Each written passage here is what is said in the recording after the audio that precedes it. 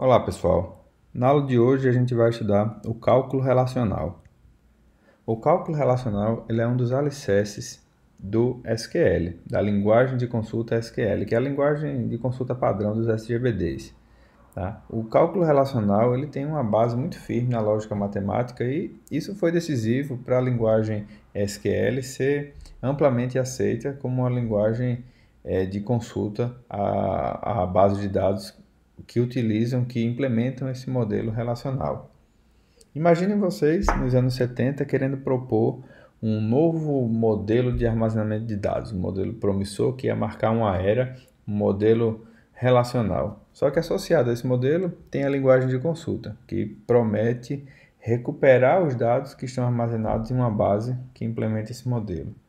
Então, por outro lado, você tem grandes corporações com suas ambições, né, e querendo desfrutar dos benefícios que esse modelo ia trazer, só que ao mesmo tempo as corporações têm seus receios, seus medos, né, os riscos que eles acham que são coerentes de serem assumidos. Então, imagine uma situação onde uma empresa tem um medo de utilizar uma linguagem de consulta que ela não seja expressiva o suficiente. O que é isso? Uma linguagem de consulta onde você tem uma certa situação que tem dados armazenados numa base e você simplesmente não consegue recuperar esses dados, não consegue formular uma consulta que seja capaz de recuperar esses dados da forma como você precisa. Então, às vezes são situações que não são pensadas inicialmente, mas elas podem acontecer depois de um certo tempo e não podem ter sido previstas.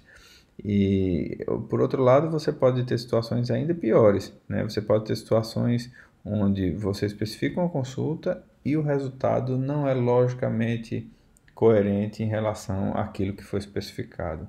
Isso é um problema ainda pior e que é preciso que haja uma garantia muito forte de que isso não acontece. Então, essa garantia ela é muito importante quando ela é respaldada na lógica matemática. Então, daí a importância do cálculo relacional como alicerce para o SQL. Aí a gente tem dois tipos de cálculo relacional. Tem o cálculo relacional de tupla e tem o cálculo relacional de domínio. Tá? O cálculo relacional que a gente pode dizer que é o mais importante é o cálculo relacional de tupla, que ele é realmente o alicerce da linguagem de consulta SQL. Mas a gente também vai estudar aqui um pouco do cálculo relacional de domínio para a gente entender a motivação por trás dessa outra forma de cálculo relacional. No cálculo relacional, a gente tem fórmulas, né, ou expressões, a gente pode chamar de qualquer uma dessas formas, expressões ou fórmulas lógicas, tá, para representar as nossas consultas.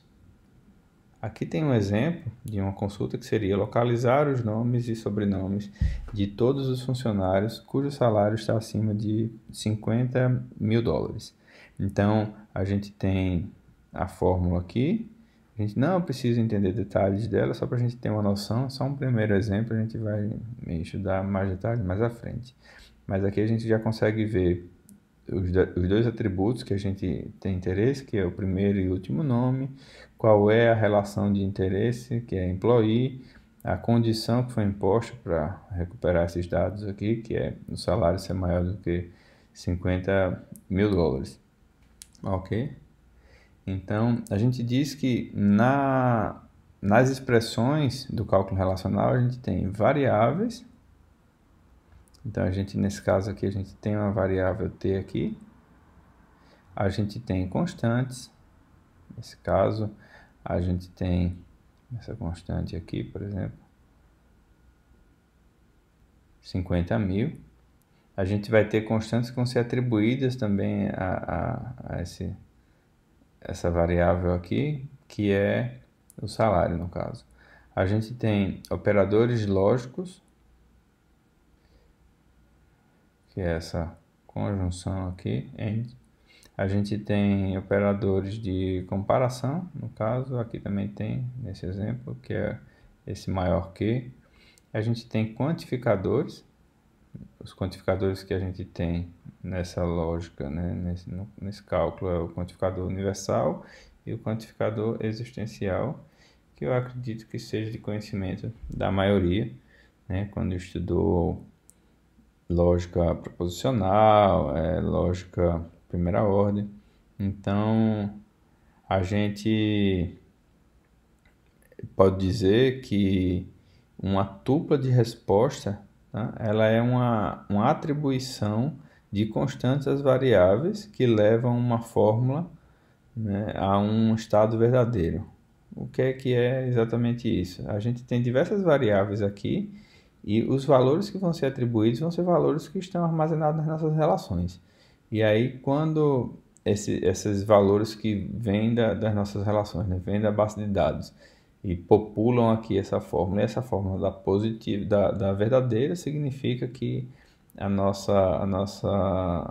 esse conjunto de constantes aqui representa um dos elementos do nosso conjunto de resultados, ou seja, essa tupla, né, que corresponde a essa variável aqui, ela faz parte do conjunto resultado, ela é uma tupla resposta, uma tupla de resposta. Tá?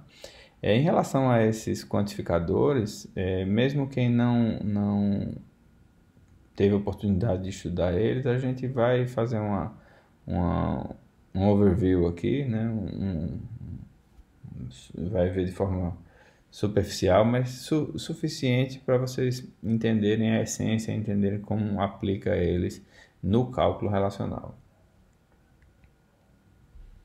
Então, como eu falei, a gente tem o cálculo relacional de tuplas e o cálculo relacional de domínio. Tá? Aí a gente vai ver em breve cada um deles.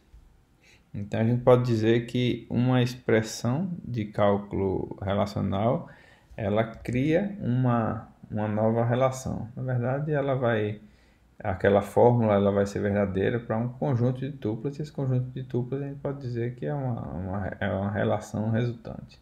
Tá? Mas é diferente da álgebra relacional, onde a gente faz uma operação e tem uma nova relação, e essa relação pode ser usada em outra operação e assim por diante. Tá? No cálculo relacional não é bem assim, a gente só tem aquela expressão, e a expressão ela é verdadeira ou falsa para cada tupla que é verificada.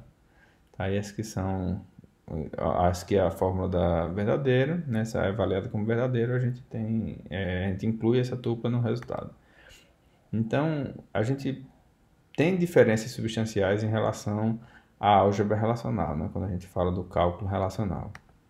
Então, é basicamente em relação a essa sequência de operações que a gente tem na álgebra relacional, a diferença entre elas. Enquanto na álgebra a gente tem um procedimento, né, um conjunto de operações, essas operações podem estar alinhadas ou a gente pode usar aquelas tabelas, aquelas relações temporárias para armazenar os resultados intermediários, mas de qualquer forma ela representa um procedimento, tá? Enquanto que no cálculo não tem isso. No cálculo não tem uma ordem de operações. Tá? A gente simplesmente diz o que é que o resultado deve conter naquela fórmula. E ela não tem uma sequência por trás, não tem um conjunto de operações. Então, de forma resumida, a gente diz que a álgebra relacional ela é procedimental, enquanto que o cálculo relacional ele é declarativo. Tá? Ele não é procedimental, ele é declarativo. Em relação à expressividade das linguagens, a gente pode dizer que elas são idênticas, tá? Ou seja, tem o mesmo poder expressivo. A gente tem aqui um conceito também importante, que é o conceito de linguagem relacionalmente completa. O que é uma linguagem relacionalmente completa? A gente diz que uma linguagem L ela é relacionalmente completa se pudermos expressar em L qualquer consulta que puder ser expressa em cálculo relacional. Então, vejam que o cálculo relacional ele aparece como uma referência de expressividade para as outras linguagens. Então, é uma referência muito importante, por isso que merece a nossa atenção nesse momento. Então, a gente também tem o fato que a maioria das linguagens de consulta é relacionalmente completa. E uma outra coisa que eu já falei antes é que a maioria dessas linguagens, na verdade, elas são mais expressivas do que a álgebra e do que o cálculo relacional. Ou seja, porque além dessas operações básicas, né, elas também incluem um conjunto de outras operações que permite a gente ter mais flexibilidade, mais poder, né, mais expressividade para poder recuperar os dados que estão armazenados na base de dados.